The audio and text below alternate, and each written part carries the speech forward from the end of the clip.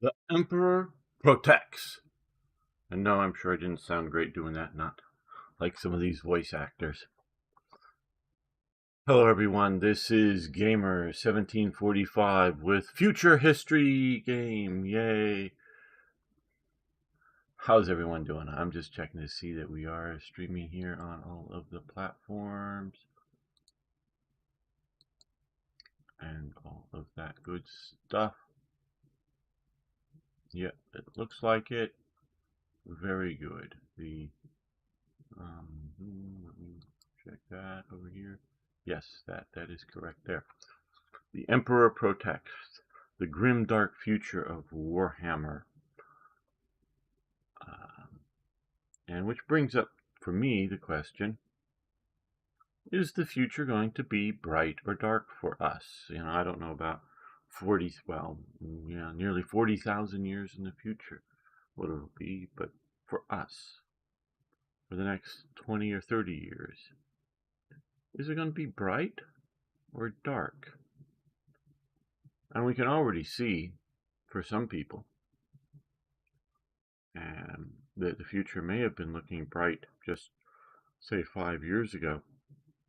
And we can see, like, Ukraine, it's not looking so bright. So, hopefully, their future will look better. We'll see how that goes. And yes, I see you, Arno, both on Twitch and YouTube. I'm live on both of those things for those listening, watching later. What? Very few, I think maybe 2 now, are watching. Just very start of this. A few more people I know will watch later. All right, well, we're about ready to start Brother Quindar battle situation here, but let's go to upgrade. Well, Quindar's gone, so we can't, well, I guess we can upgrade, but he's from stuff from his line here. And we have a bunch of upgrades possible. We are near the end of this.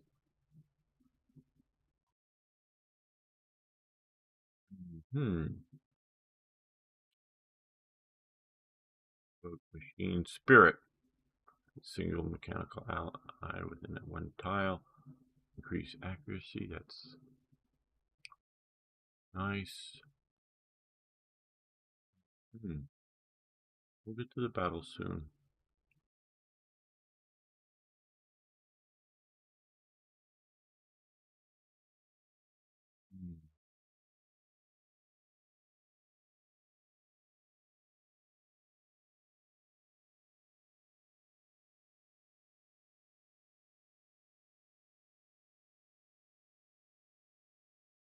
Terminator teleport. Okay, teleports the unit up to within 10 tiles. Teleport location must be within visual range and cannot be adjacent to the enemy. Okay.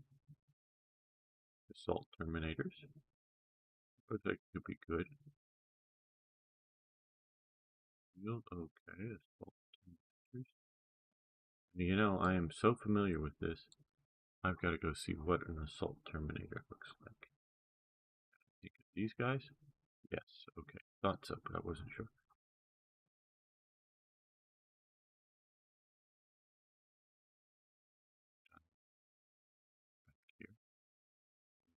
Here. Do we have here any Assault Terminators? Not in our current lineup. So that may not be the most useful thing. I hope you can hear me, Arno.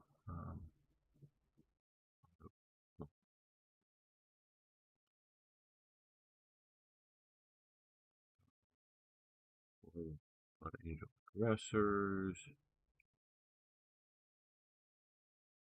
Ranged armor for the Mark 10 Gravis armor unit. That is also very good, thank you. I thought so, but you know,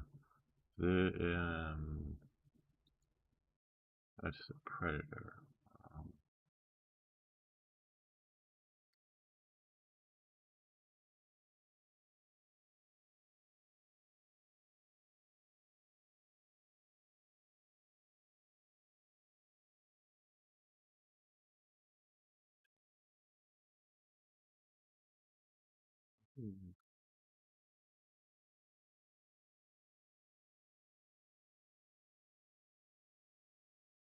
Well, I don't know how much time I want to spend fiddling with this.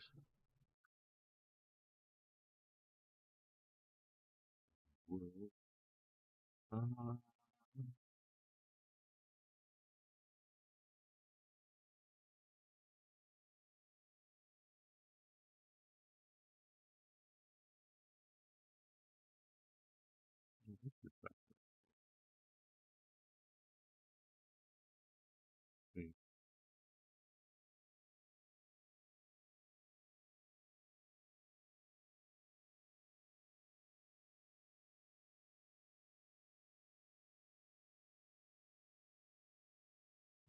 grab this up.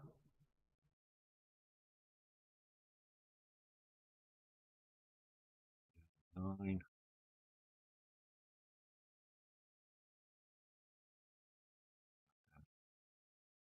Angels.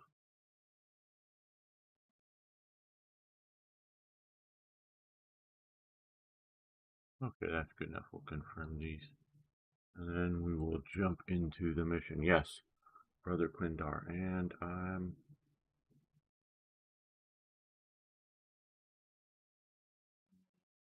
let's hope we don't get an echo.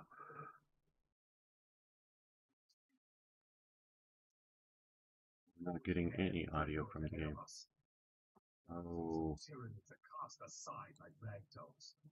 Okay, why aren't we getting any game audio?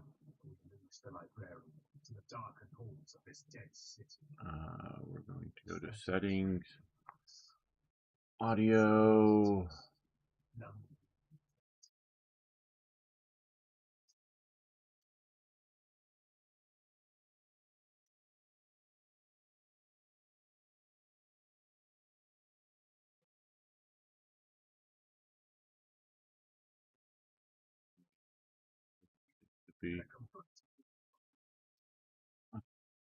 Last night I installed a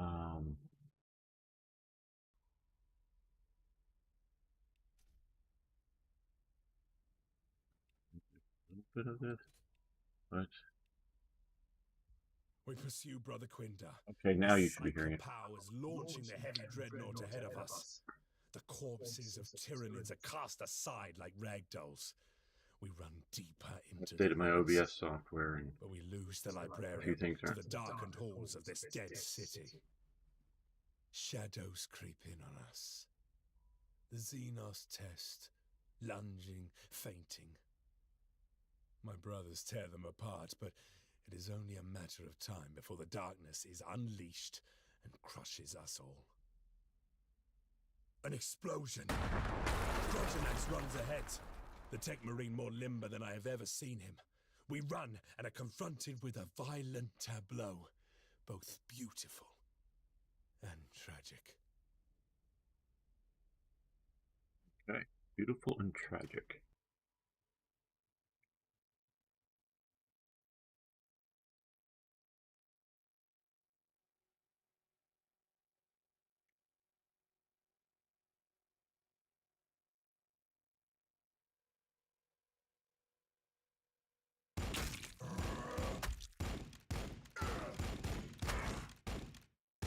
Tyrant!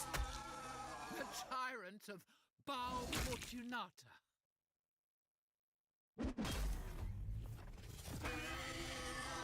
Kill them! Kill them all! Let not one of them reach Brother Quindar's body.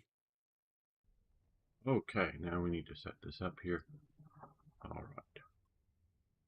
I know these are our heroes, but I don't like to lead with them, especially a few of them. Weak.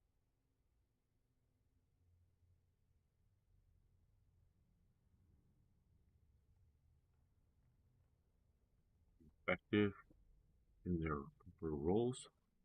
I'm definitely a firepower player.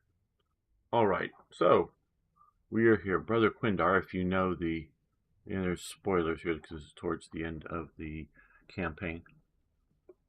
I wish they'd make another one for I didn't say at the beginning, I am sort of just waking up here. Warhammer 40k Battlesector, a game published by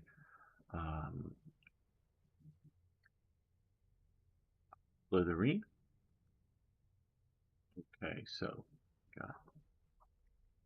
we want to take down as much as we hit proceed. On Balfora I was born, and should the Emperor will it, on Balfora I will die.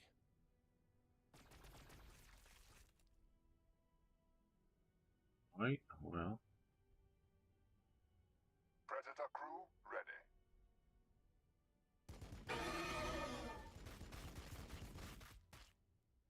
We are the walls. We are the We're going to see about moving right up here. They're sort of moving into the enemy's attack range here. We need to then here and crush the enemies of the Imperium. This guy down. Very good. With strength.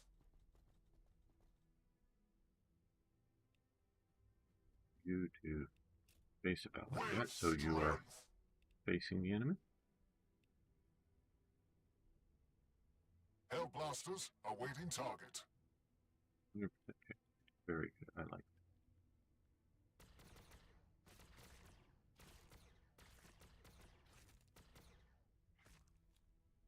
Okay, need to We are change indomitable.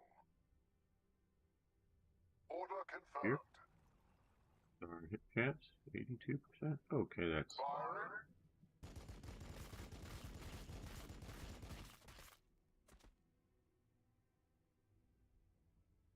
okay. I await your orders. Guy has the melt gun, I believe. Yeah. 180, and he has maybe a bit more than that. Let's Destination confirmed.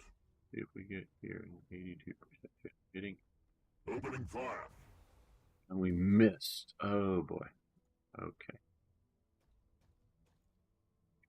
Face your enemies. Confirmed.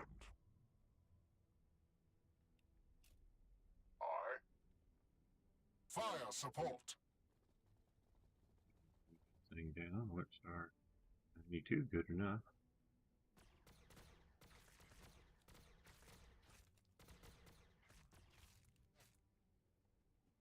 Right down. Moving into position.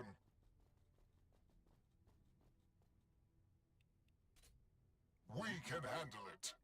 Face the enemy.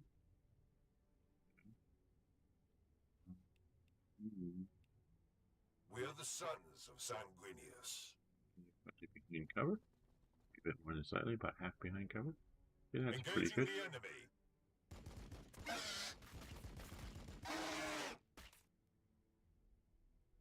I guess we do need to get up and protect Findar's body, so we do want to push up.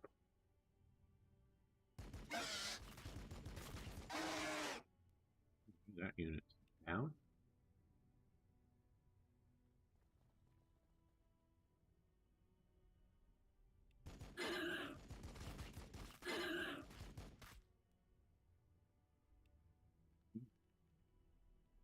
I am ready to help. Whatever the angel requires.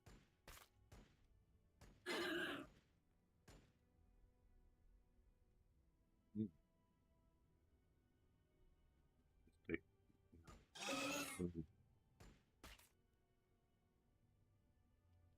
Anti-grav ready. Hmm. Got it. Firing on the enemy. No, oh damn, I did that. Oh, I thought it was, I didn't pay attention well enough. I thought it was the other weapon. That melt gun would have been useful against that guy there. Very useful as it is now. It was not very useful. We missed and didn't do any damage. Inceptors waiting to launch.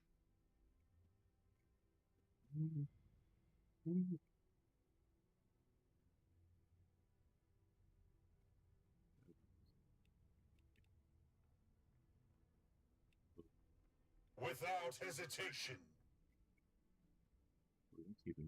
Okay, we'll just do this, and as they Defensive move zone into set.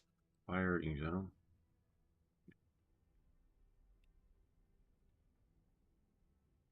Vanguard marching.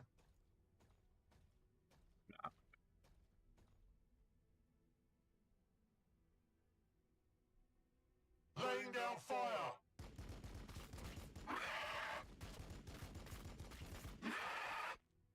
Decimated that unit, well, more than decimated it. All right, well, Bring me your broken and your outworn, and I will repair them anew.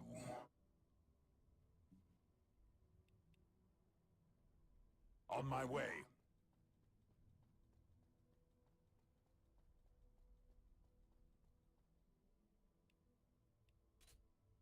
I'll keep an eye out.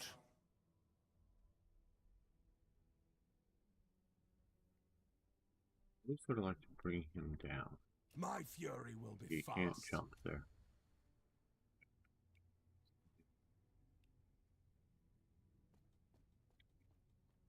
In every shadow I find heresy. I defy their existence. I don't think it's because it's a her, but it's this very anti sort of heresy kind of talk. Rolling to position.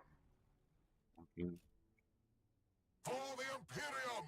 face the enemy so you're not hitting the back. All right, there we go. First move. Let's do this.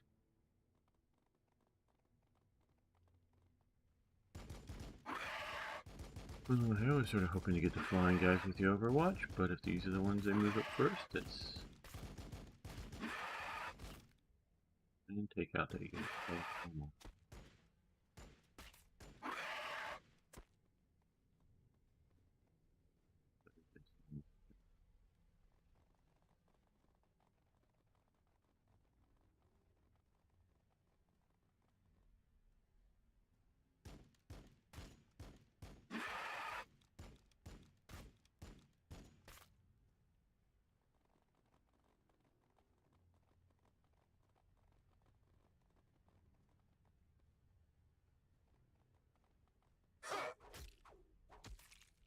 That hurts, but we also really hurt them bad. Let's test our Just a armor. bit.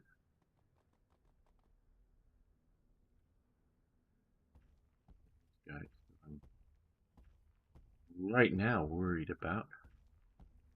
He may come in and really hose down. Is that Coming in all? and bashing and not using his. Not that.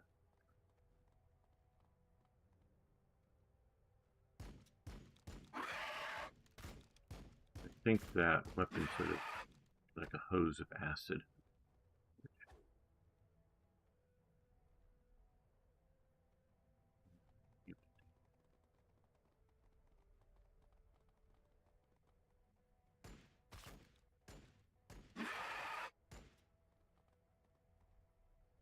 Target is beyond my vision.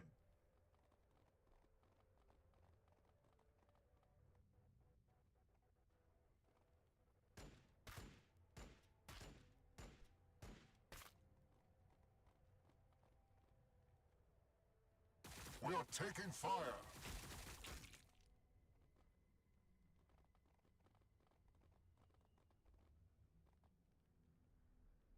Under fire!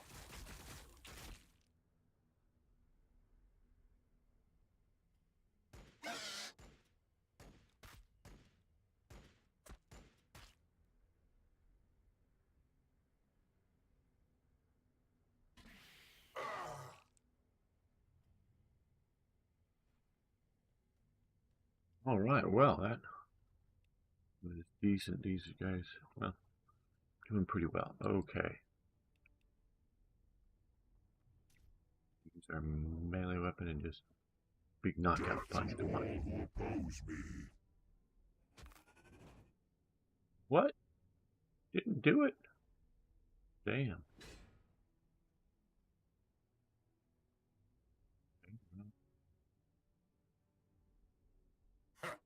Let's see how well that armor protects you.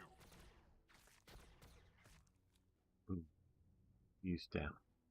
Down for the count.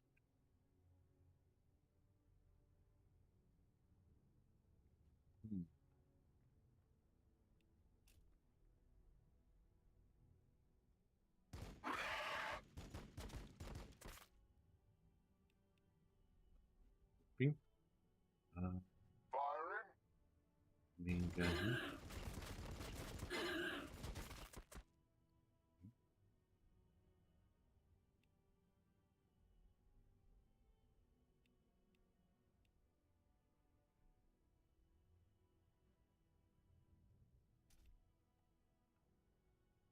Thin their numbers. They will not overwhelm us.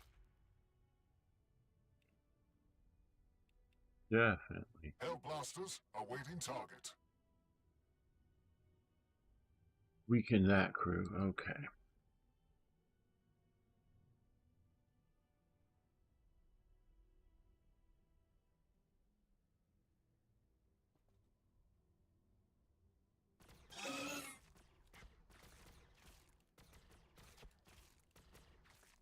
What unit is that? Invicta Warsuit ready.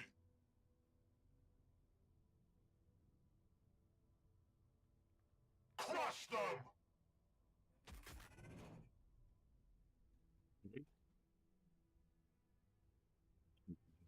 Pretty badly. See if you can. Whatever the angel requires.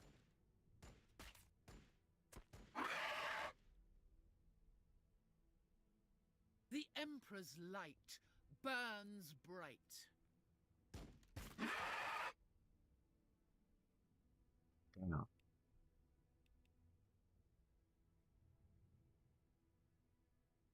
We will fall upon them with righteous fury.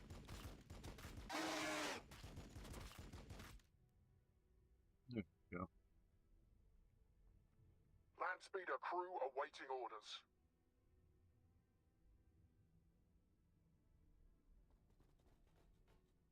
Affirmative.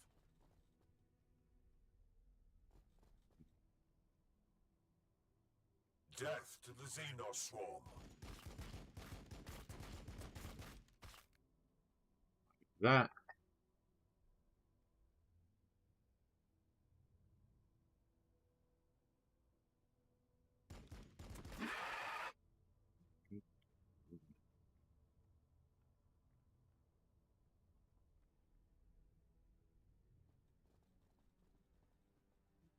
Here.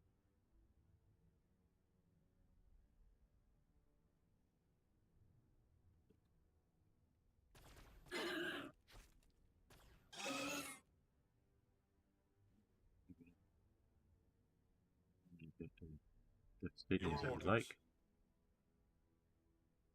Fire support.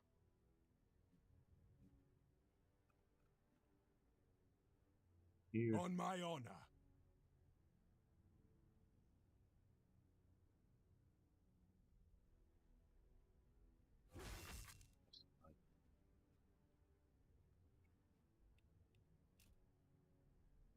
I await their mistake.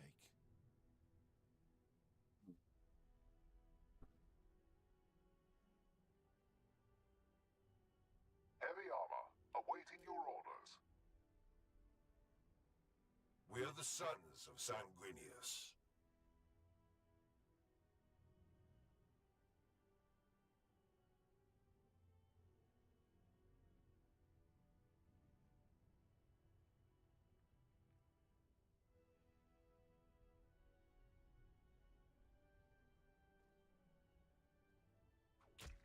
A little more open for. You come up here. Take them down. Oh. Sort of hoping for pistol. Oh. Okay. Specify that.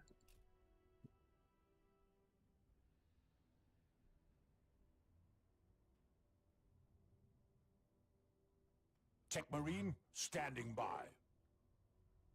Engaging the enemy.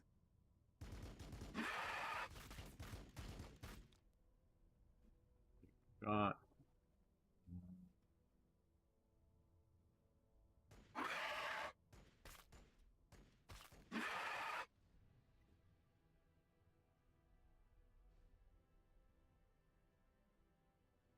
Here partially. See, well, yeah, got him coming here. I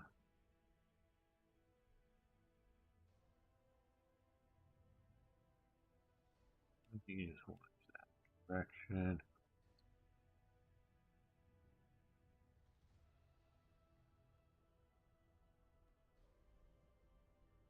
For the Imperium! Aye.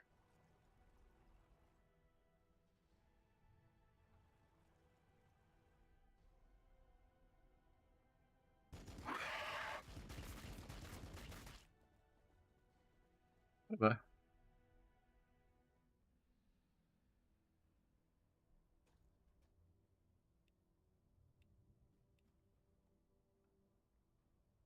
Let me come over here and heal these guys.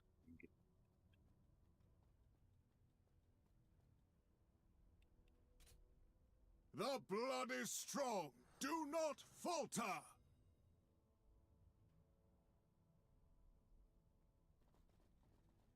In Catherine's footsteps.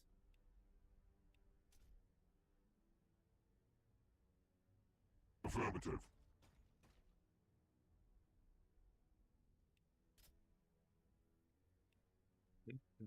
Pretty good. We're facing some pressure over here, but it's been thinned out pretty much.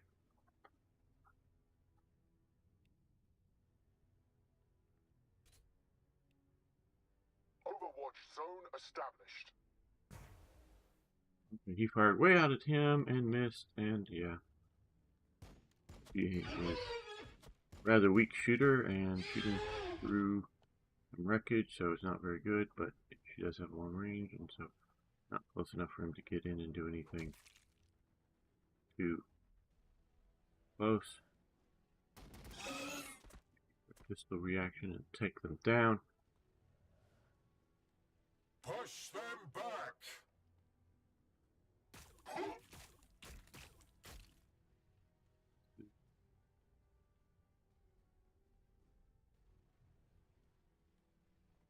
And for those of you who have joined us since the start, I've posited, or the question, it's down in the subtitle, at least on YouTube, is the future bright or dark? Ooh, there's another big baddie. Well, I think we're coming to the... Potential targets detected. I mean, there's still, of course, obviously going to be effects, but we're coming to the end of the post-World War II order. I need to get a... I'm going to keep talking here. Hold on just a second.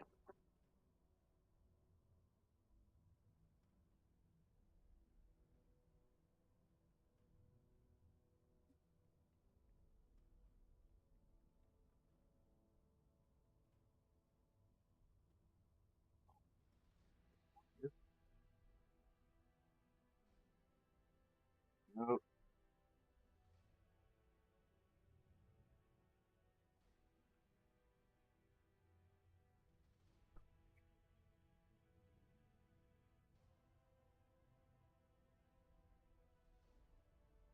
The United States has overly exhausted itself. The last legacies of... The Defensor Angelicum stands with you. Let's fire with you first. Boom, he's hit hard. You sort of fall back to there. You come to here, what's your chance of hitting?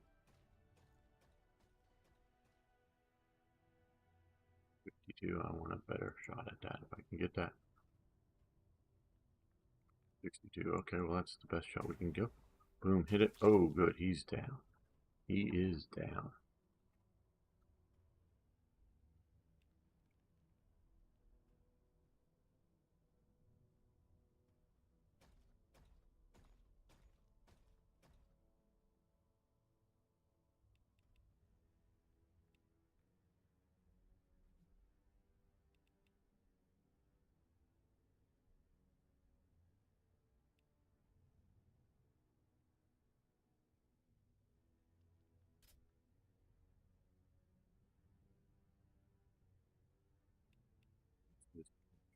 And armor piercing 4, that's probably pretty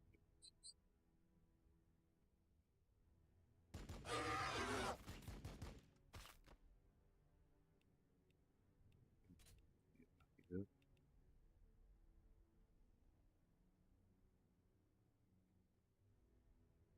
Firing grenade volley. There you go, boom. The Marshall Plan and the sort of, if you will, follow-on program to keep places like Western Europe, Japan, Korea, Taiwan, and others out of the Soviet sphere. To keep that happening, the United States opened up its markets to a lot of places, including places like Latin America. And so we have allowed our industry to be gutted to do this. And it's taken the greatest industrial power on the planet. That's what we were at the end of World War II, partially because most of the rest of them were destroyed or very badly damaged. You know, Britain's still industrial power, of course, at the end of World War II, but it had been bombed a lot. Russia had industrial power, but it had been, you know, gone through chaos and other problems. So, what's our Target acquired.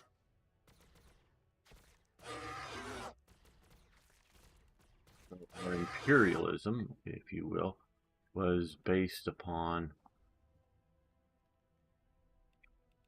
not so much conquest, but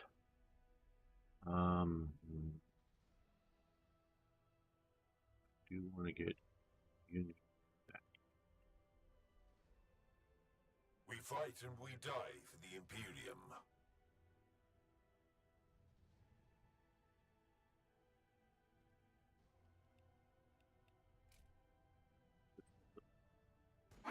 Go clean up.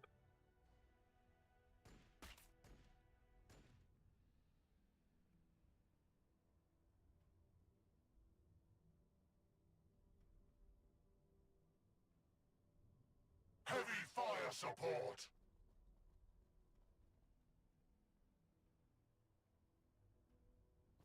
Ranged plasma on your request. My duty is service.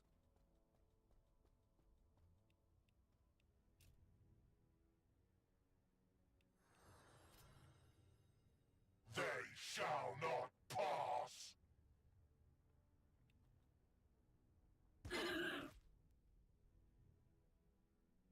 So, like I say, we have gutted our industrial capacity, keeping our markets open for those who we wanted to be our allies. Now they're very upset that we are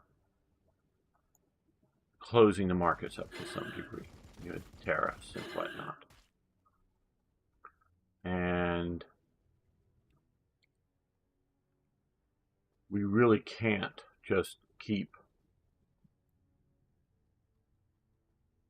unlimited spending on military, They will everything, fear to everywhere. tread close.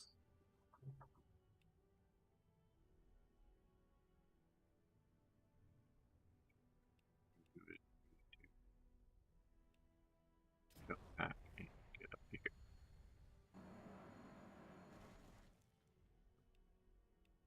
We are the sons of Sanguinius. A lot of scenery over here. Got it. Let's move him this way.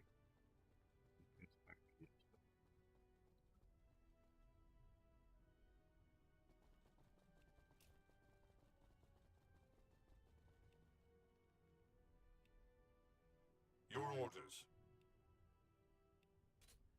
For the Emperor.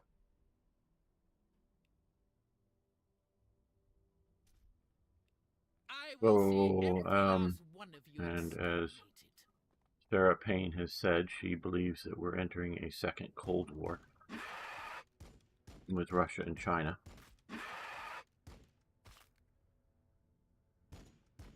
I hope it won't go to a hot direct war between us, but it might.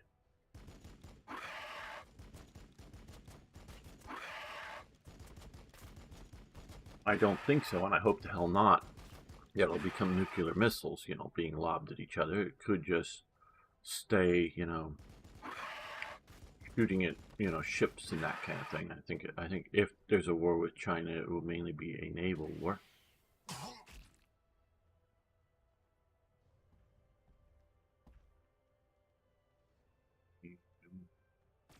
So you guys blast him. Oh, that hit him hard. I knew it wasn't going to bring him down. But... Targets moving beyond range.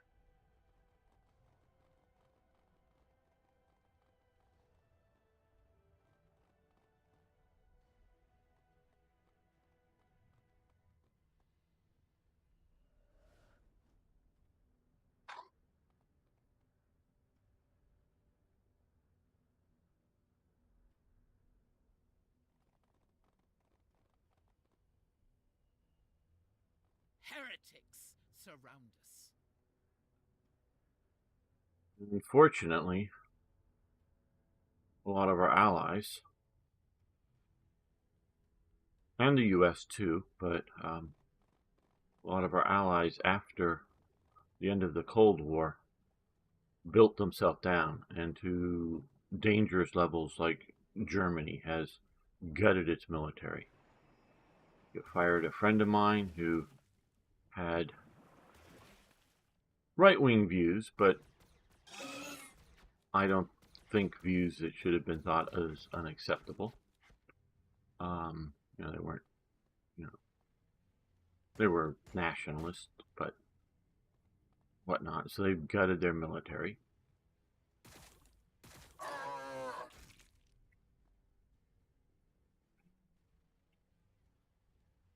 An interview with on the Chieftain channel, interviewing one of the guys who is, you know, who runs or, you know, is highly involved in the Panzer Museum in Munster, talking about the, you know, the German army and what's been going on with it.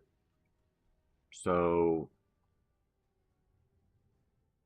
and it's not just, oh, we didn't need a huge standing army, so let's stop, you know, drafting everybody. That's actually a rather reasonable decision to make. It's just they've gutted their Targets on the move. a lot of their NCO and officer corps, so they don't even have the institutional knowledge to rebuild a lot of their military's functionality. You know, it's one thing to go, yeah, you know, we're in the Cold War, we're afraid that, you know, Soviet forces are going to come across at any moment. We've got to be highly trained. We got to mass draft every male into the army and have that there, and then have also a bunch of reserve units that we can call up as, you know, as the war is being fought, even if it's throwing, you know, theater level, you know, nuclear missiles at each other. But we're going to do this stuff, and yeah, to then go, oh yeah, well, wait a minute, East Germany's going away. They basically fire everybody from the East German army, he says. And the Soviet Union is gone, and Russia is going through turmoil. So we don't, you know, okay, we don't need that huge standing army. You could have easily downsized and, you know, mothballed tanks and whatnot. You know, if you do it properly, you can, you know, put them in cheap sheds, relatively speaking, so they don't, you know, die from the environment and just, you know, being rained on, snowed on, baked in the sun, etc. You can do that, and you know,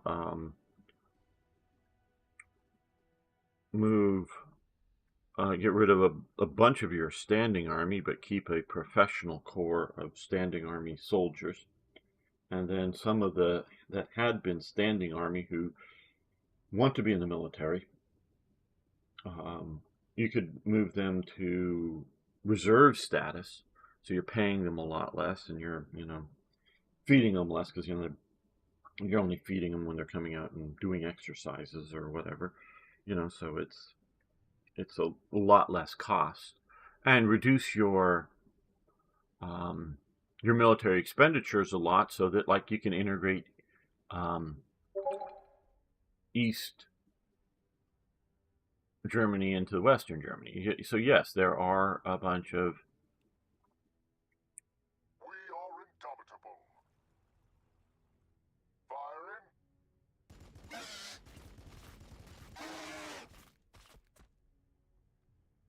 we come to here. See if we can both survive. Opening 25. fire. Let's go. Boom. You're going to turn and face the threats coming from there. Anti-grav ready. On the move. Fly over everything else. You're in 100%. Okay, great. Boom, he's down. Get back out of the way. Yes, I like to face the enemy. Face them.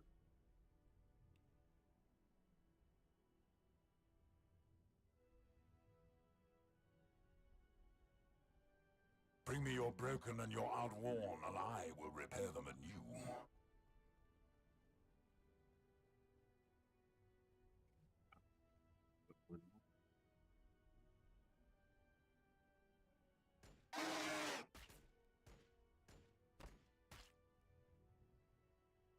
Okay, we might as well put the coup de grace on.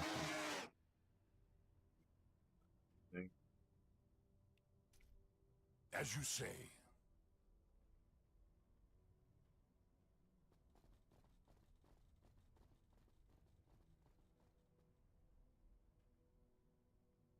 Target acquired.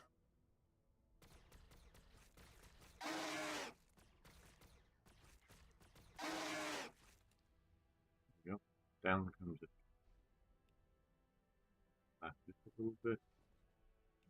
I am definitely a higher power player of this game and everything else in life, I think. Over looking at melee. Awaiting command. Well,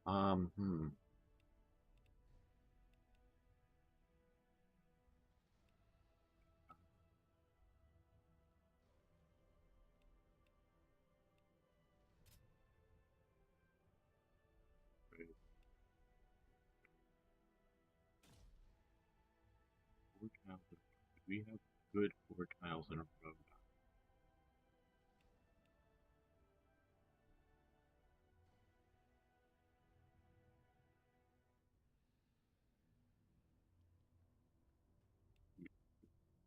Maybe not.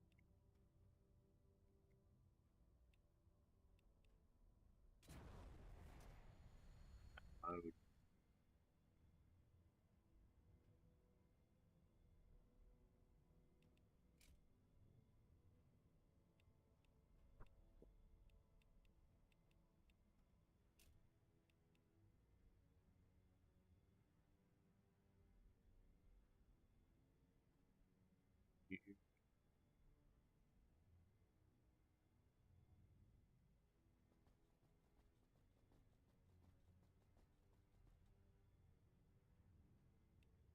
just use this weaker little thing.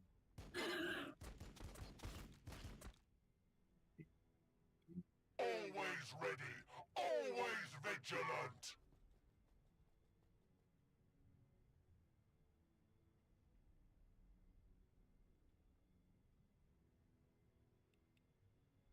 Hell blasters awaiting target.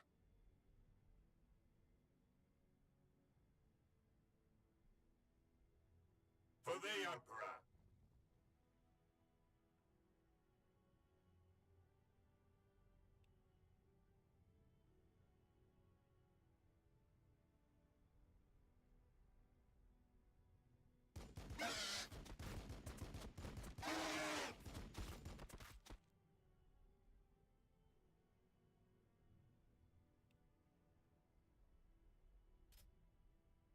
Laying down fire.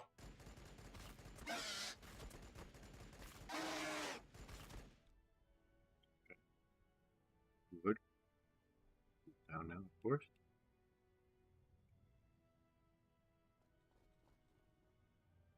We're the sons of Sanguinius.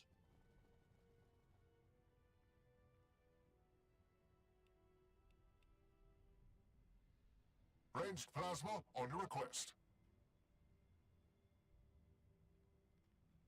We can handle it.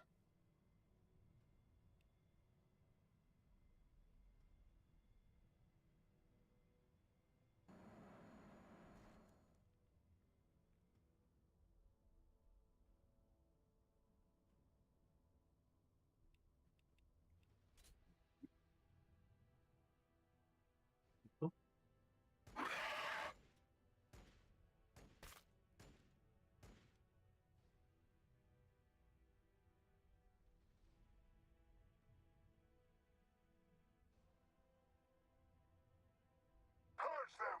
Suffer not the Xenos to exist! When the day is darkest, we prevail through control.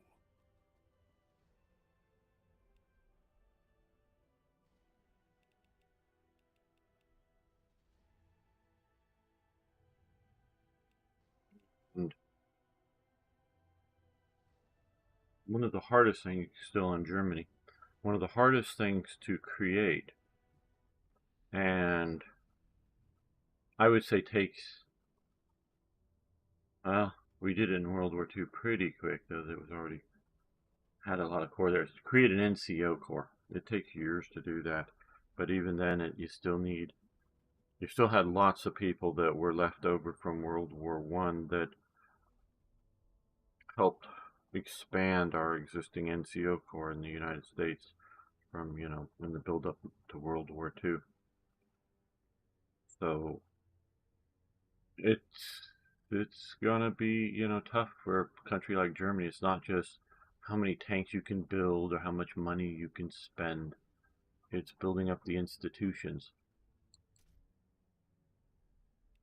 Overwatch set.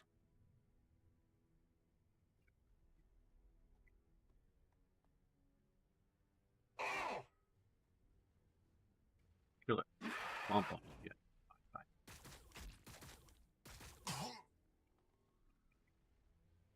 Worst affected unit there.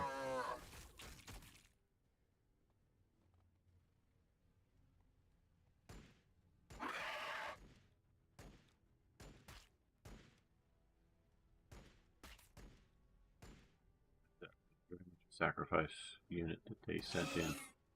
That We're taking fire.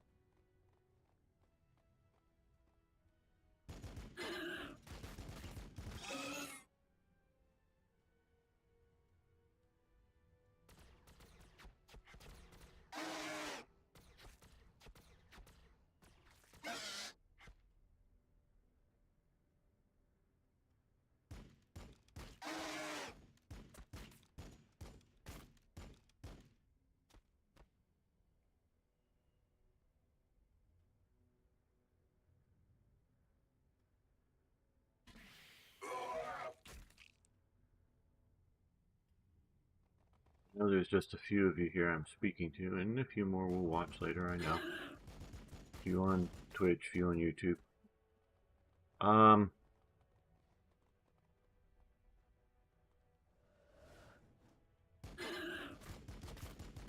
I think Is you that your best? should prepare for disruptions in life. I don't know that it's going to be anything like an apocalypse coming. I'm actually very much not predicting something like that. But I do see this as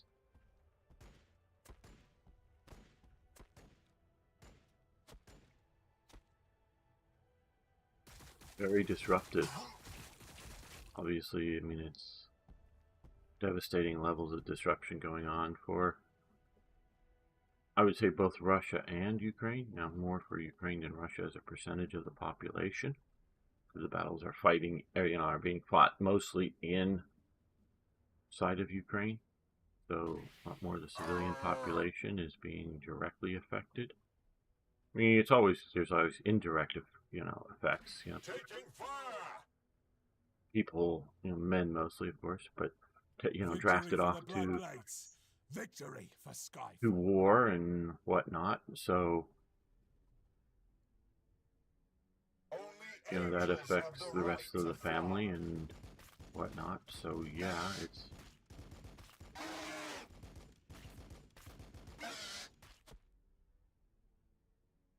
Death to the Xenos swarm.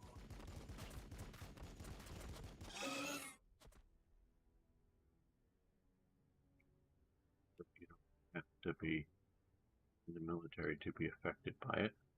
Firing. But when your home is destroyed, even if you make it out alive, that affects you more directly than simply having maybe a loved one killed, or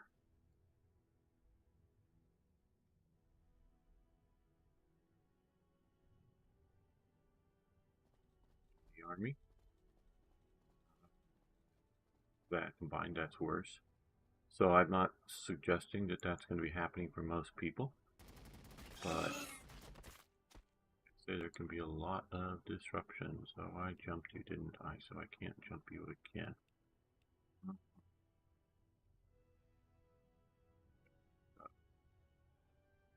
Affirmative.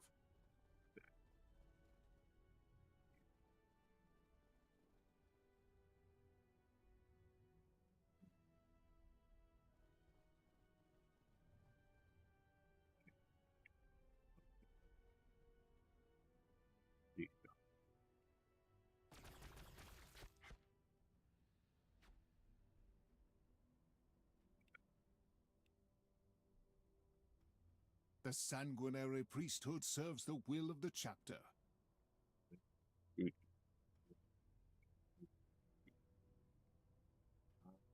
My duty remains.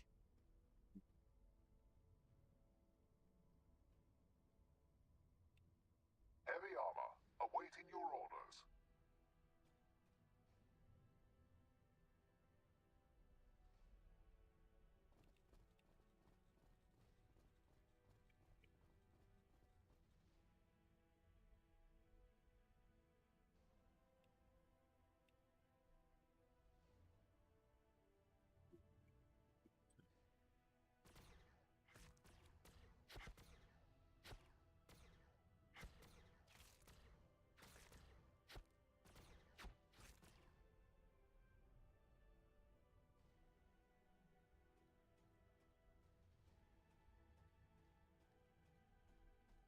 So no, I don't think it's going to be a very bright future going forward. I'm not prophesizing, complete doom and gloom, but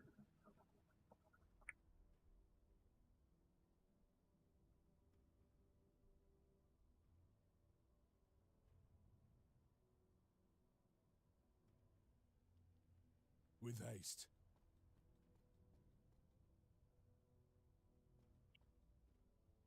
we can back up with that.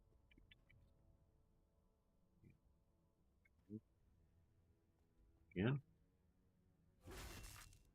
We fight and we die for the Imperium.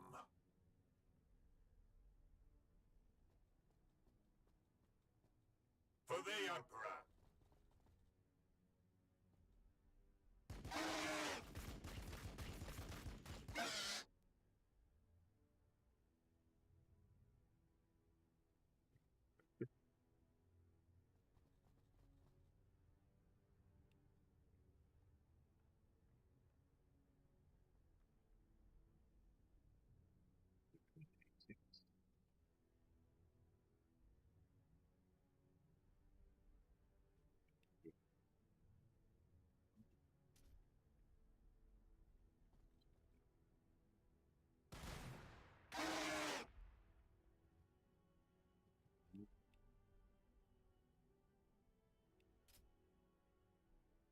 Hey, Turnlow.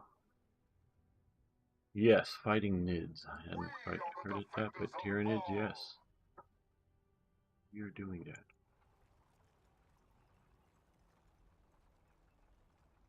Actually, I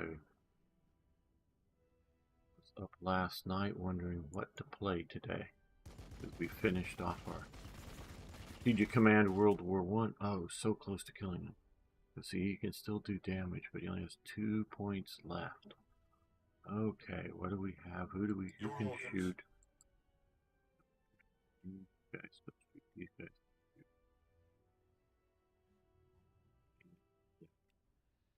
The piercing 2, what level of armor is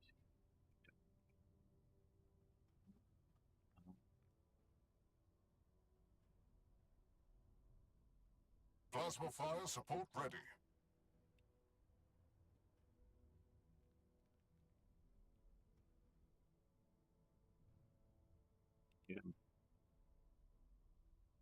he? I know you have a super powerful melt gun, but all you need to do is do 2. And bye-bye. He can't do any damage next turn. We still have some other big dude over here. But those are the ones sort of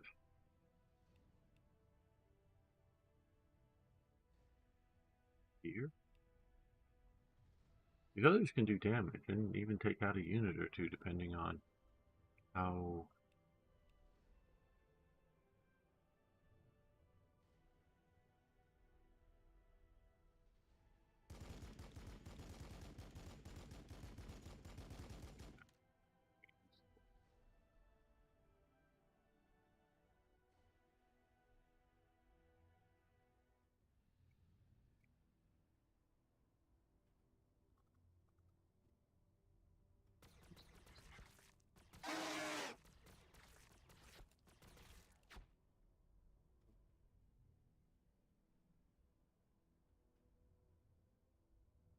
Purge the unclean! yeah.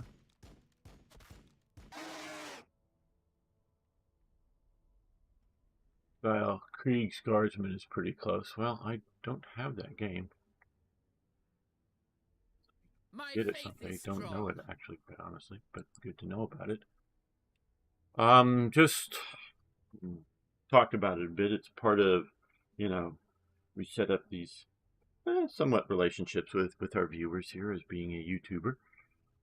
I'm just a small YouTuber, but yeah, I'm in the process, and I have been for more than a year now, moving to Arizona, but the actual to pack up my apartment here in California, final sort of thing, movers are coming Monday, so I've been focusing on getting ready for the move.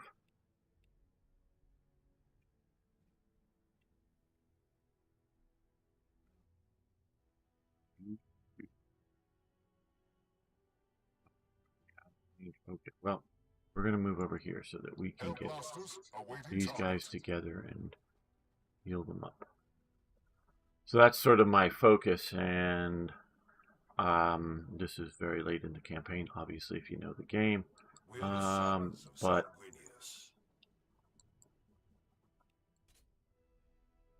On my honor.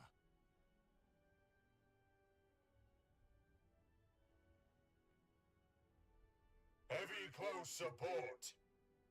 I didn't know what to just sort of quickly start for the day.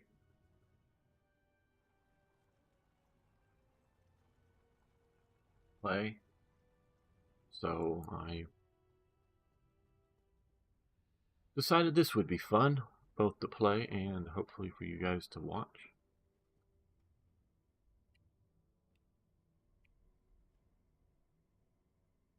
That this is a very dark scenario for the future of mankind. Eternal endless war.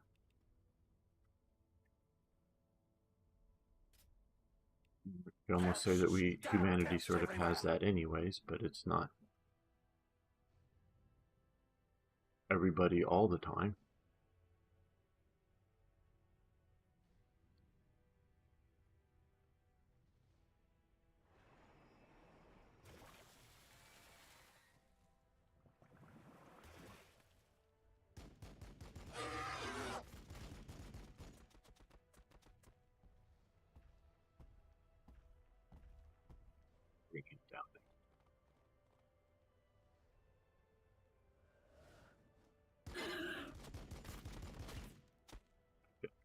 action stuff.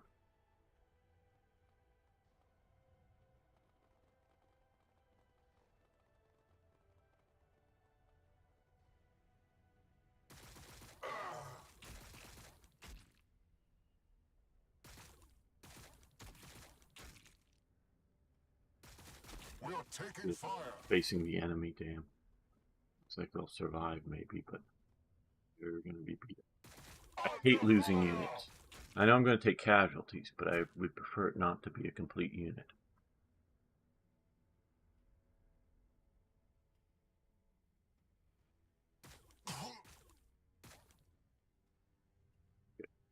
He healed up, but also just basically pulled out of the line of defeat. I guess a weak rear area firepower. You here at least.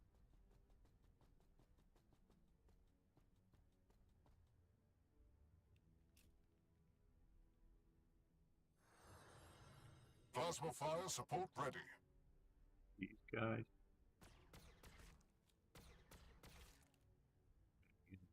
For the Imperium!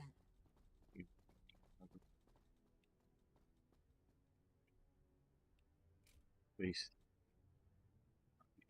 over job at the moment, but still. Okay, that guy wants to come down, right? Oh. Firing on the enemy.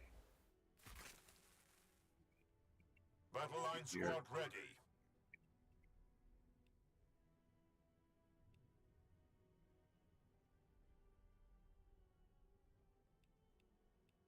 Not even death will stop me.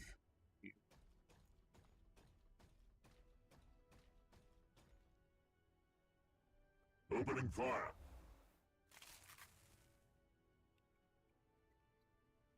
Nearly down. Your orders.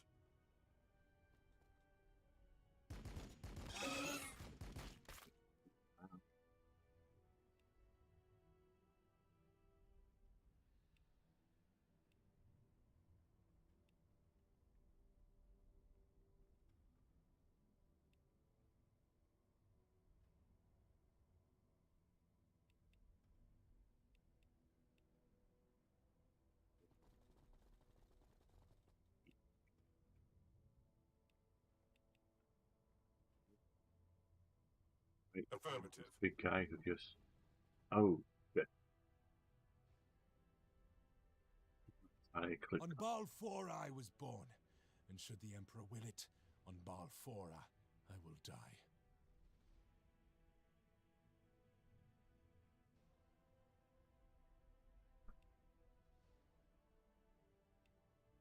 Sanguinius watches over us. Here.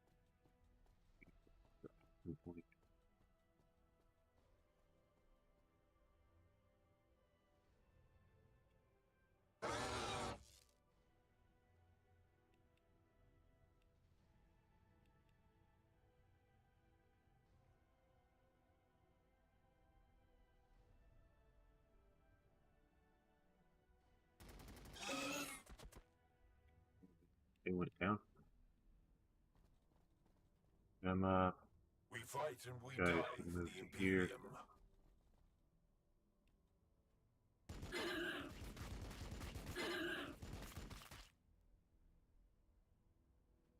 Predator crew ready.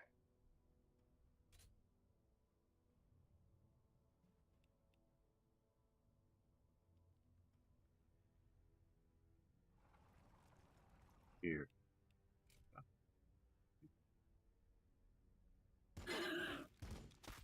Okay. Very good. Here's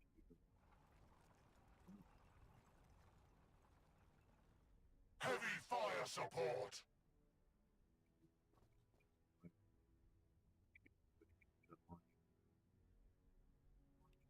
yeah. This guy in the back.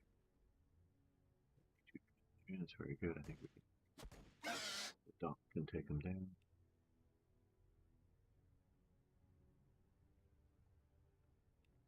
See if she uses a chain sword now. For the center!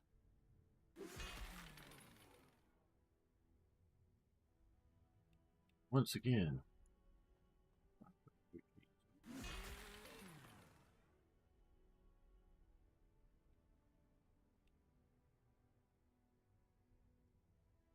Invicta Warsuit, ready! Death from above!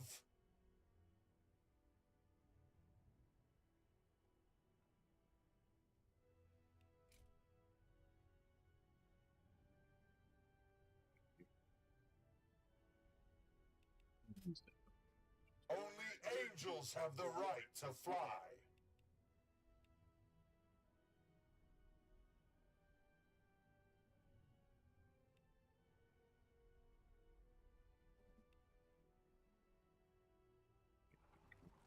Steps.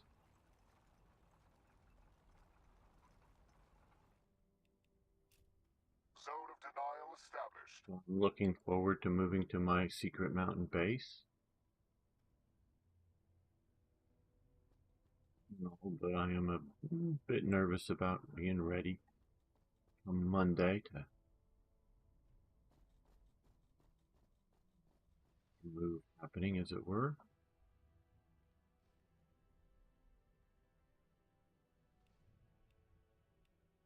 The blood of Sanguinius flows in my veins.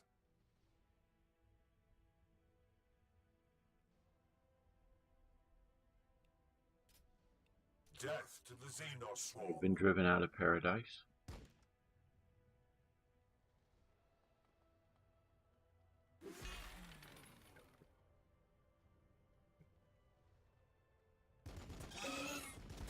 Physical control in front of her, and so she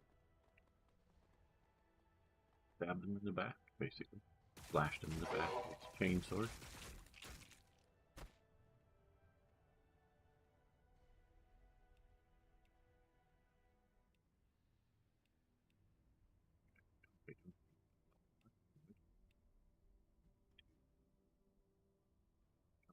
Here with these guys, and he's gonna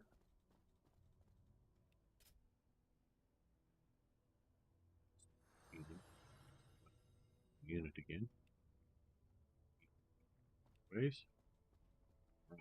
Okay. Well, we're playing King of the Mountain now, guys. King of the Mountain. I don't know how many more. Okay. Defend against the Horde for 1 of 6 or 6 rounds, and we're at 1 of them. Okay, so we have done, I think, fairly well in reducing the Horde down.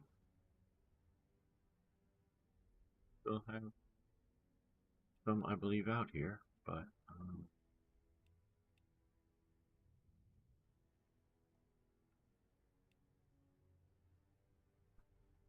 will you install a glowing red button? Every mountain base needs a red button. And what will this red button do? I know there's, we'll use the term Overlord DVD. He's a, you know, he's a supervillain who lives at the center of the earth. My base isn't at the center of the earth. It's just up in the mountain. And he has a red button that protects the world from a Cthulhu monster from a different dimension. What would my red button do? Think on that. I can maybe put it, because I know I've talked about this with friends, and I'll say it here. I'm planning on a new channel, creating it, and as well as going back and be active with my other channel, Crisis Report, which I may eventually get some volunteers who want to also put up reports about events in the world. But this is my channel that I'm going to develop. No, I'm not going to say the name just right now. But is going to focus on. It's going to be more of a talking. It's not going to be a gaming channel at all. It's going to be me talking about society, history, and also firearms. Lots of firearms. One of the there's a lot of gun. Not that you can't have more. Gun tube videos, more historical, videos talking about the guns, because even if you're sort of saying what other people have already said, you're packaging it. Going to be a little different, however you do it. But I'm looking at talking about why a gun was made, and what was going on. Meaning, not, I'm not saying I'm not going to cover the function of the gun, how it functions basically, but I'm not going to go into a lot of super detail on like how to take them apart and how to put them together, anything like that.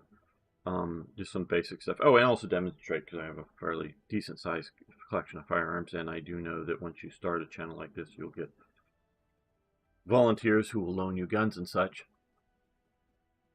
that you can do. But I want to look at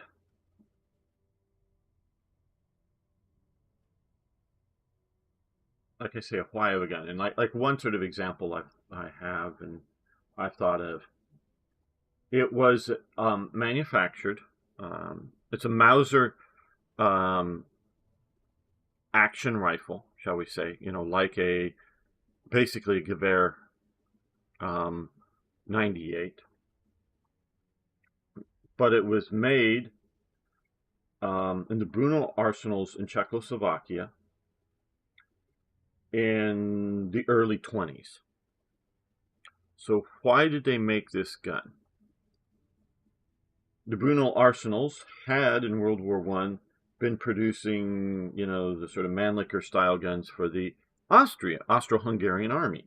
And I'm forgetting, what is it, 7.65 or something? Oh boy, I'm forgetting exactly the caliber of the Austro-Hungarian army. Not that it really matters at this moment.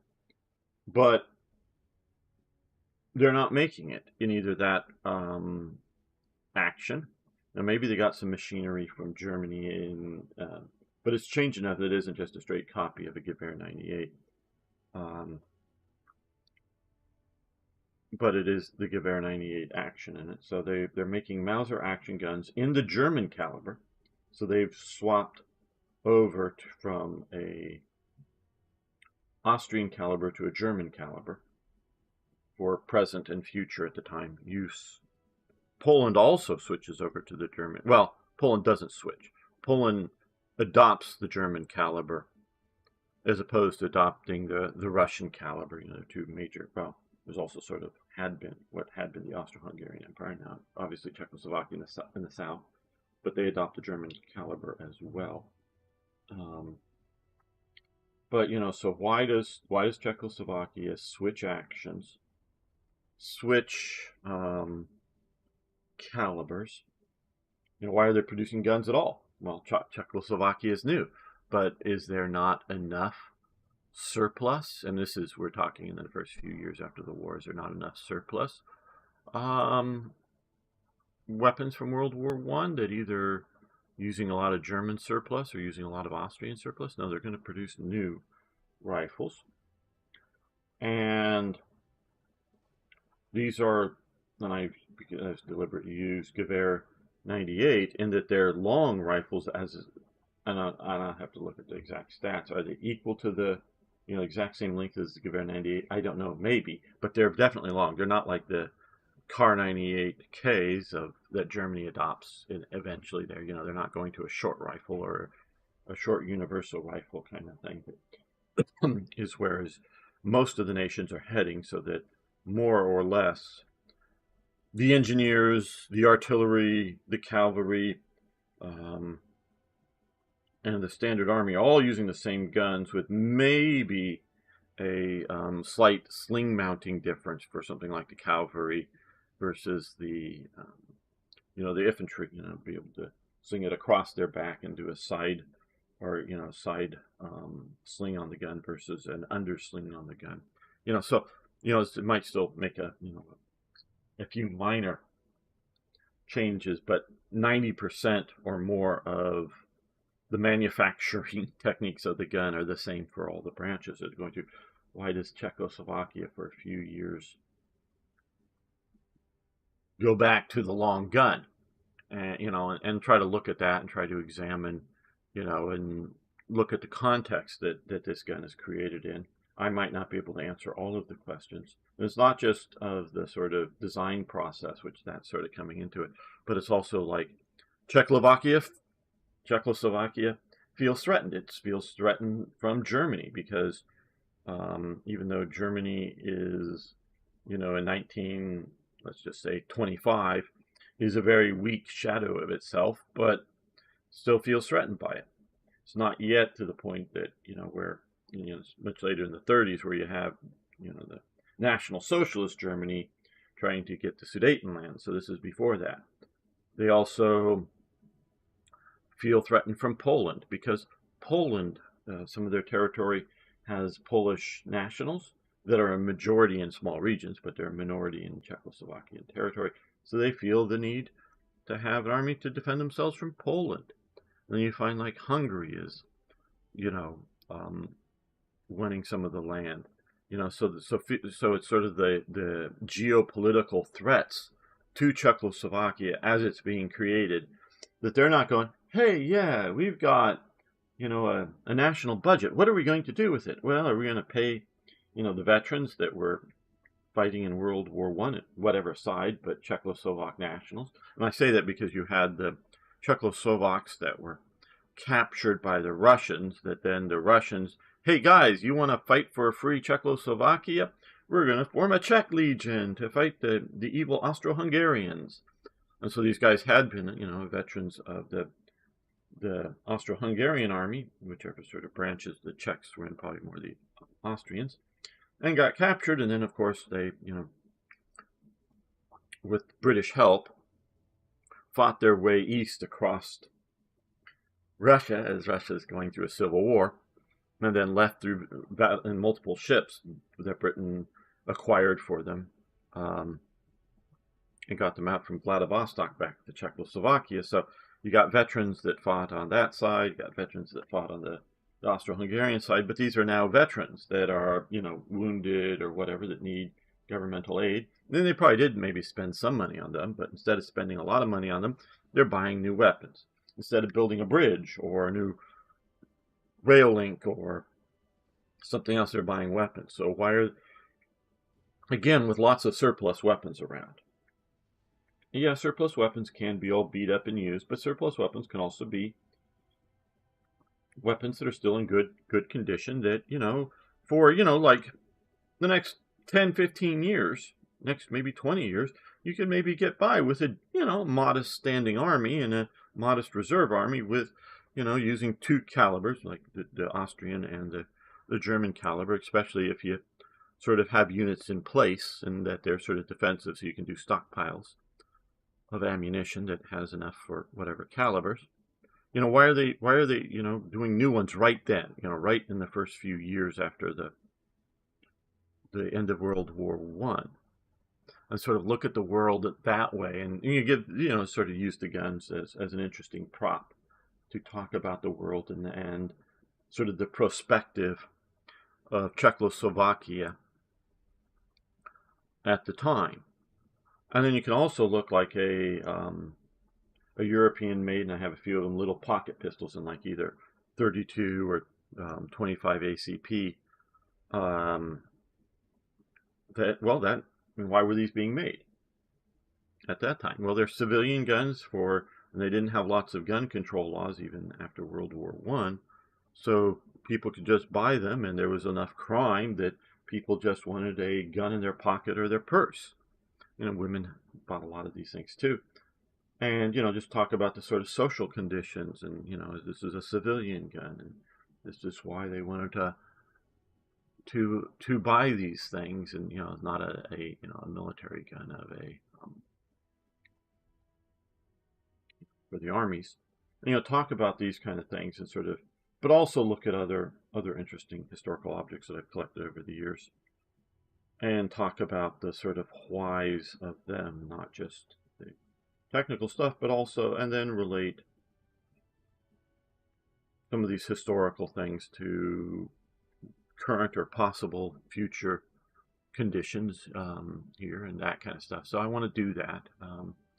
And also, demonstrate shooting the gun. So it's sort of guns from a slightly different perspective, because you already have, Gun Jesus, Ian of Forgotten Realm, or not Forgotten Realms, that's a different game, Forgotten Weapons, and you have Sea and Arsenal doing a lot of other surplus or whatever, weapons and other, more informative but much more sort of fun videos from coming like Brandon Herrera and Demolition Ranch and other places that are doing stuff like that.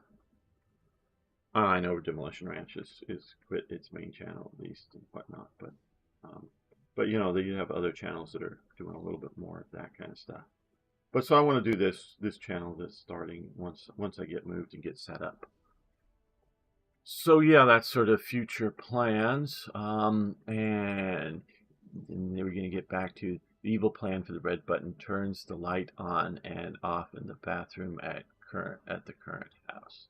Ah, you mean back to here? The person doesn't know why the light's going on or off.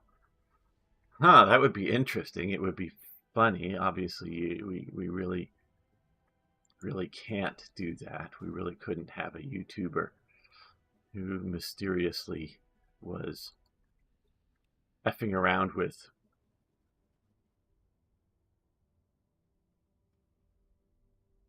Your orders.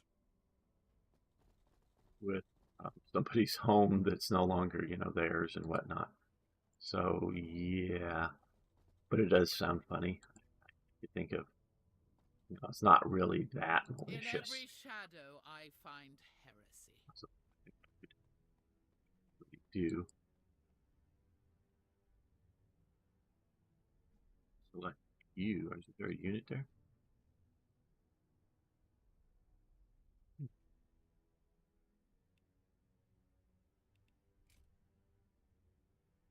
I'll keep an eye out. That way.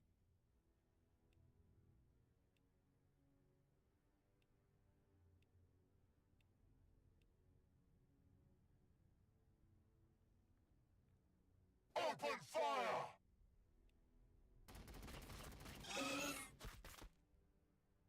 Those guys went down here.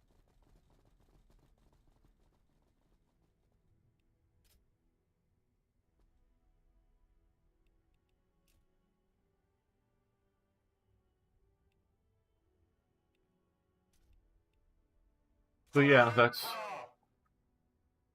coming in time. I don't know if quite coming soon TM, but it's definitely.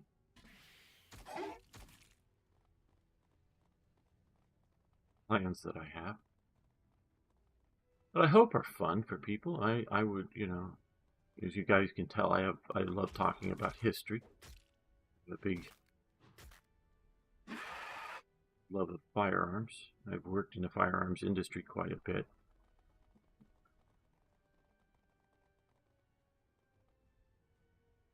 Under fire!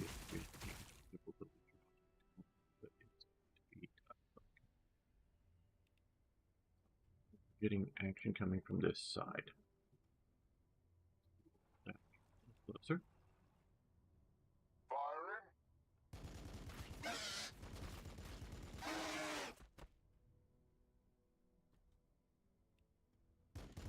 We are the walls. We are the guns.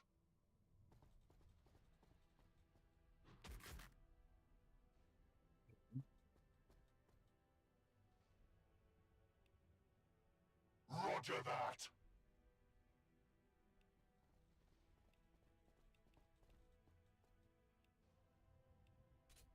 Roger that.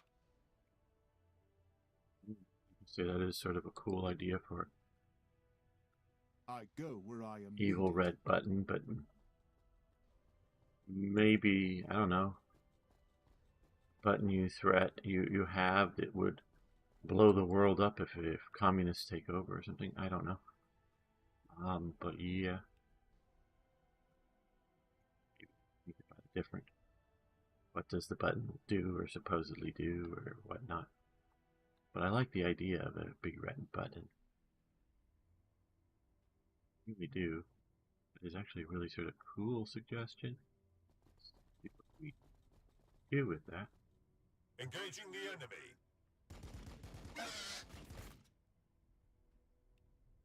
Inceptors waiting to launch.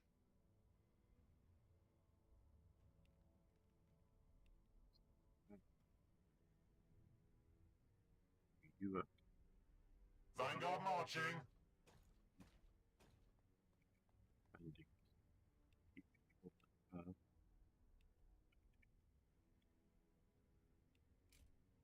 I defy their existence.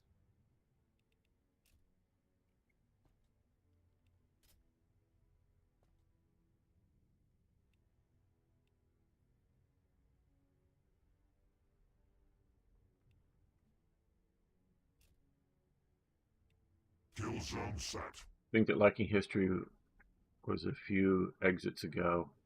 You're programmed a history mod for Hearts of Iron 3, which you still use for reference start points for the time period. Well, cool. Glad you.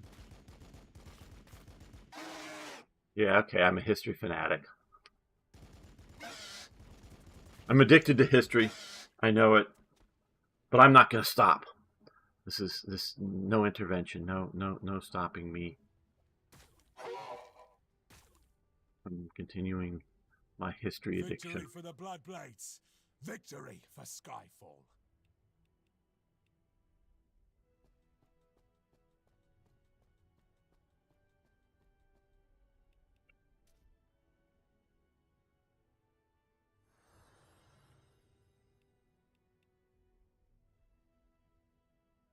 Well, since we haven't used it, let's see about this.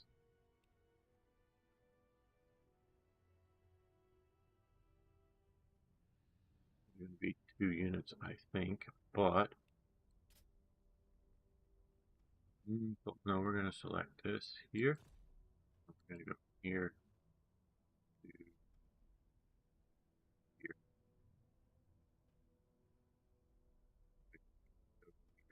Here.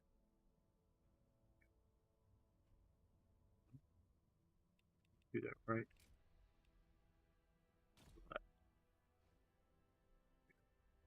Oh, out of range. I wasn't paying attention to what I was seeing on the screen. I was seeing it, but I wasn't paying attention to it. Out of range. Okay, so we're going to unselect this. Come up here. It's too far away to be. Get this. Do this.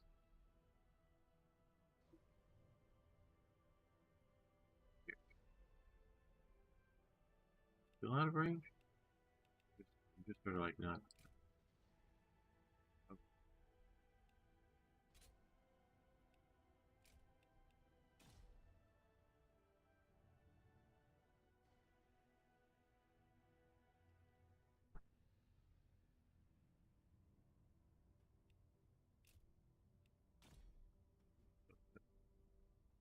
Okay, it's just out of range of the ability. Okay, well, too far away. We'll have to wait till they get closer.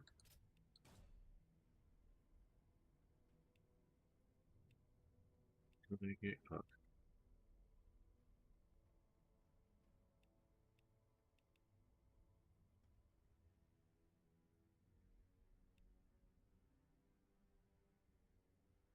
With speed.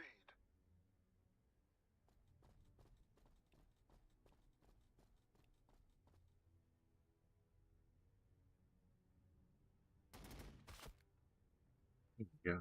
I am ready to He'll help. stay right there and overwatch his They will fear wounded to tread allies close. while he's going to heal them up a bit next turn. Battle line squad ready. Okay. Zone of denial established.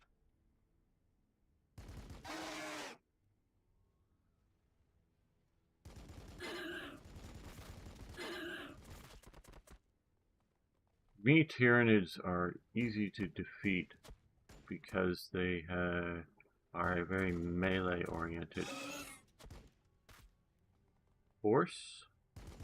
Since I'm a firepower force, I try to keep distance between me and the enemy to use that firepower. So many units come in, but they also sort of come in piecemeal. Instead of standing back and gathering your forces and then all rushing. Now, of course, the way this game works is sort of, one unit moves and another unit moves and then another unit moves. So instead of all like 10 units all moving simultaneously, it's one at a time within your turn. So that is still a bit of a piecemeal, but you can definitely put in sacrifice units to come in and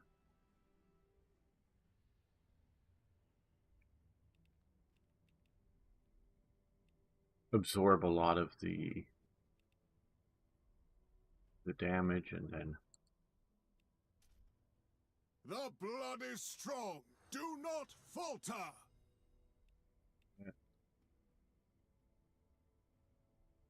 Challenge accepted.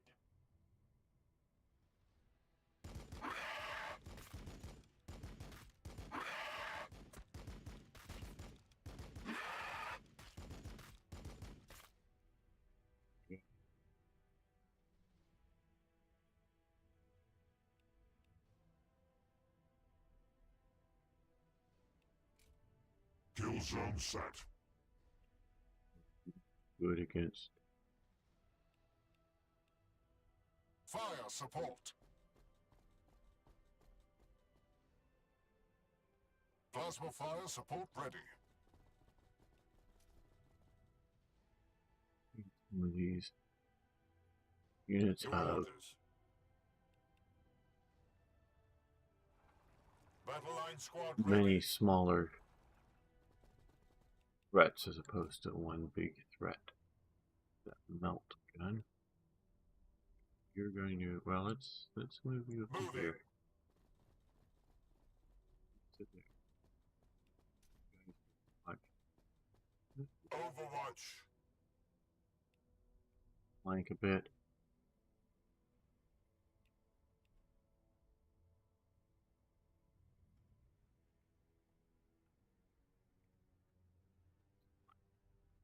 What needs fixing? Most of the vehicles are doing pretty good, so we'll just. I'll keep an eye out.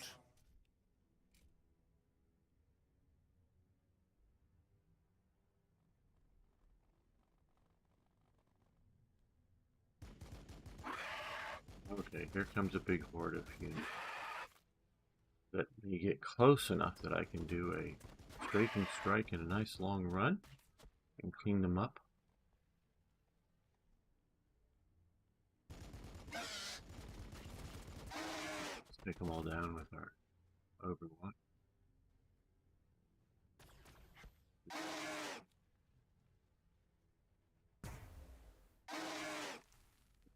Yeah, it did super damage to one of the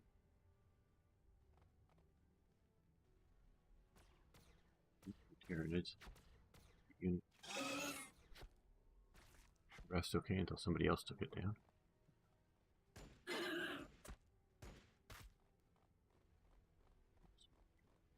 All right.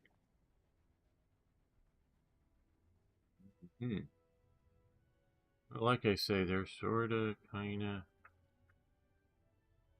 coming in rather piecemeal.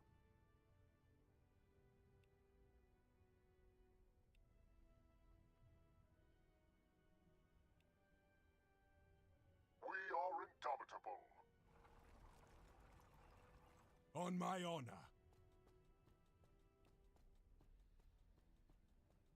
That may be. Their death is our only option. Now this may be close enough.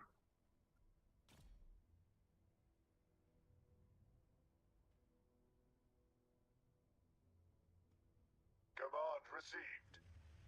Airstrike. Ooh, good. A little bit survived, but definitely a worthy airstrike. Save that. Fine.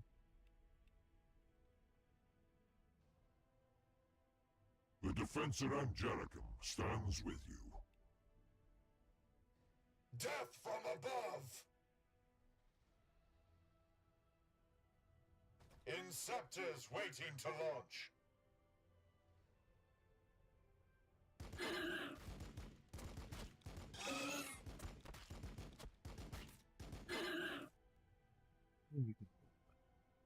I really see with this game, as well as, it's been many years since I played a tabletop. I mean, literally back like in college. It's the last time I played a tabletop Warhammer game. It wasn't my figures or my game, it was a friend's. But I have played it. But I very much see this as, again, my sort of love of history and viewing everything through a historical lens. See this as something that very much resembles 17th century warfare. Very much so.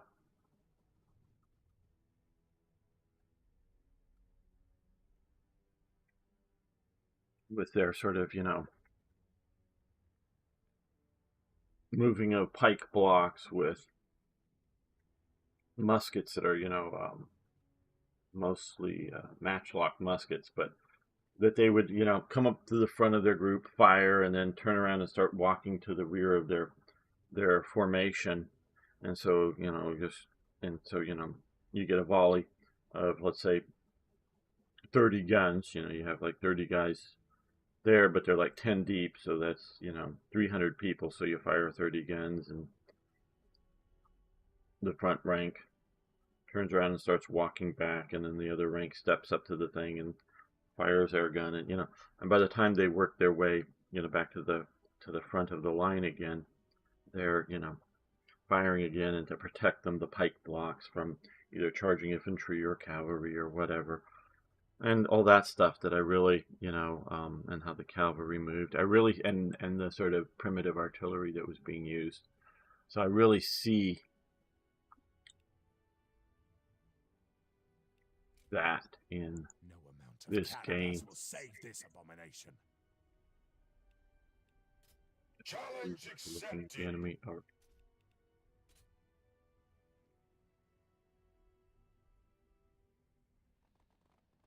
we're getting guys coming in here. Good thing we had them face the right way enough.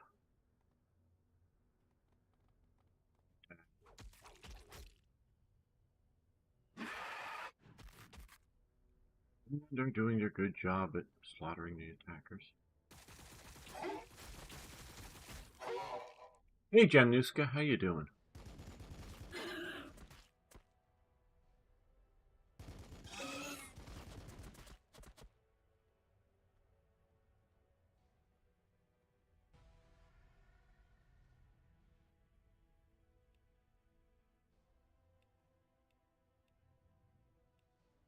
So we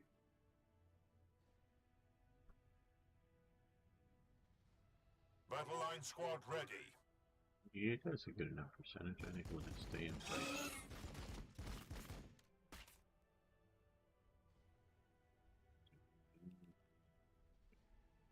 Healing. He's gonna come here and use his pistol to Whatever the angel requires. hop here, and he's gonna come over to here.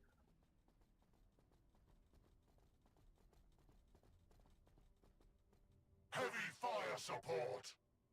Face that way. He's going to do some more The healing with blood them. is strong. Do not falter. There we go. Let them stay there. Again, sort of like refusing the flank from, say, a very sort of 17th century warfare style.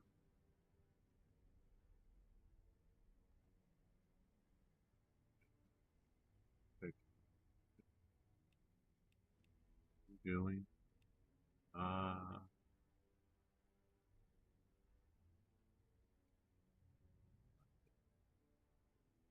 We can handle it.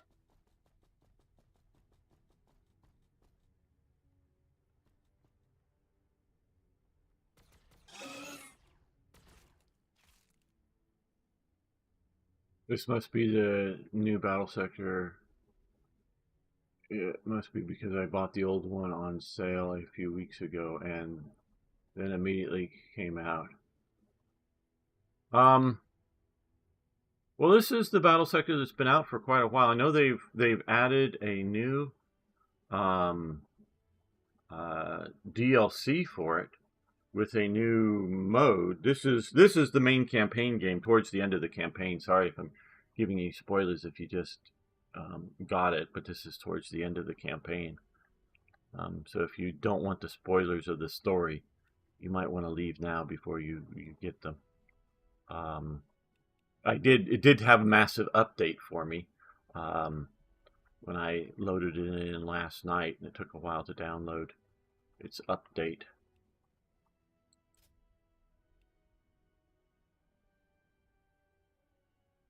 I'll keep an eye out. No, the graphics I think are polished up a bit. So check out what may be free in the update.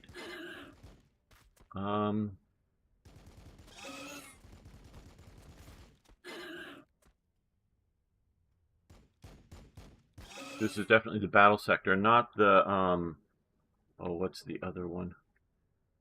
Well, there's actually a couple of the Slytherin publishes.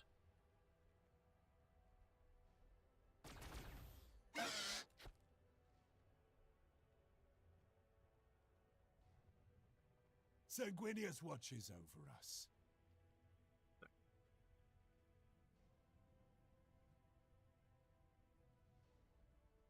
Steam account here.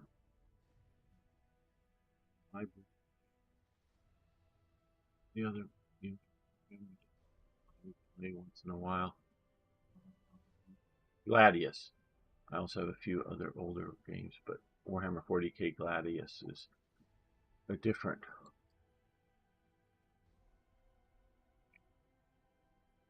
Yeah, there are a lot, but yeah, this is Battlesector. I like this. Again, I was back in college with a few friends in those days that I played some tabletop Warhammer, and I haven't played tabletop since then. And like I was saying, it wasn't my game, and that I didn't own it, you know, all the figures and whatnot. So never been like a super fan or anything like that. And I know there's huge numbers of books written on the subject, and there's lots and lots of lore and all that stuff that I just don't know. And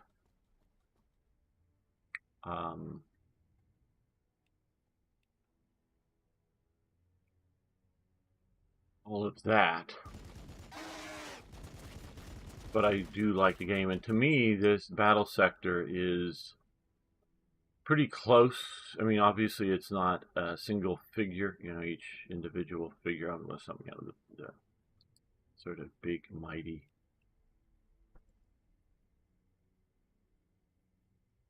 Laying down fire. Tanks and whatever are sort of single figure. Quindar, you found your respite after all. Brother Quindar gave his life for the Imperium. The Emperor knows his name. In all my service, I have never seen such unfettered power and rage. He rests with Sanguinius now. Come, brothers. We will corner the tyrant and teach it in exquisite detail the wrath of the angelic host. Carleon, the Battle Sister has seen too much. She watched a sanctioned psyker lose all self-control to the Black Rage. We can't let her walk out of here with that knowledge. The Emperor guides us, brother. We will have our vengeance first. The sister's fate can be decided after. What's going to be the sister's fate? I know nothing about the lore. I only played historical minis. It looks neat, but you have to have money to buy the minis. Oh yes, or you can get a 3D printer, which I think may be cheaper. It is, like you say, it is expensive, so I've never bought any of that stuff, but I do like the games. Okay, well, again, I'm heading out of California for, you know, I'm gonna come back and visit here. I got family and whatnot, but leaving permanently is, as far as I can tell, for living in California, come this Monday, and I still got, you know, I got movers coming that will help me finish up the packing and obviously get it onto their moving truck. But I've got things I've got to sort of do coming today and tomorrow. So there's going to be no stream tomorrow, no War Thunder. Likely we'll be back with a Saturday stream and a Sunday stream, possibly continuing Battlesector comes next Saturday, but we will see. And like I say, very likely a Sunday stream next week of War Thunder. If you want to play or just hang out and watch, and I tell you guys, only really talk to him, Dino Felix, very interesting German guy who knows World War I, and particularly from the German perspective, much better than I do. Partially because he's German and reads a lot of sort of period or at least some period or 1920s writings, books written after the war, World War I, from the German perspective. So we often have very interesting discussions. So yeah, there's a lot going on out in Arizona. That's where my secret mountain base is, and I will be, like I say, I've still got a house that's partly renovated that's going to have to be done, completed. I actually have more than one house there. I mean, and you go, oh wow, a lot of houses. I inherited them from my dad, and they're like not the one I'm going to be moving into, but one that I'm sort of staying in temporarily is, a double wide, mobile home kind of house. So they're not like super great houses, but they're decent enough. And so I will be, oh, so you might want to hang out with, just hang out and listen to some of our discussions. Or you can go back and watch the old live streams on YouTube. They're all still there. Some of the stuff we get discussing while driving tanks. In War Thunder, it's not just about the War Thunders you could probably predict. So, yeah, so I'm doing that. So we're going to end it today, just a 2-hour stream and no stream tomorrow. So I hope you guys will come back next week. And so yeah, the channel's definitely going to go on. It's not ending. It's just I gotta get this going and done. So I will see you all hopefully next weekend. I hope you all have a good day. Yeah, Jamnuska, Arno, Turnlow. I guess that's about all that's actually chatted with me today here. There's been, looks like 9 people or so watching between the two things live concurrently. But yeah, thank you all for hanging out.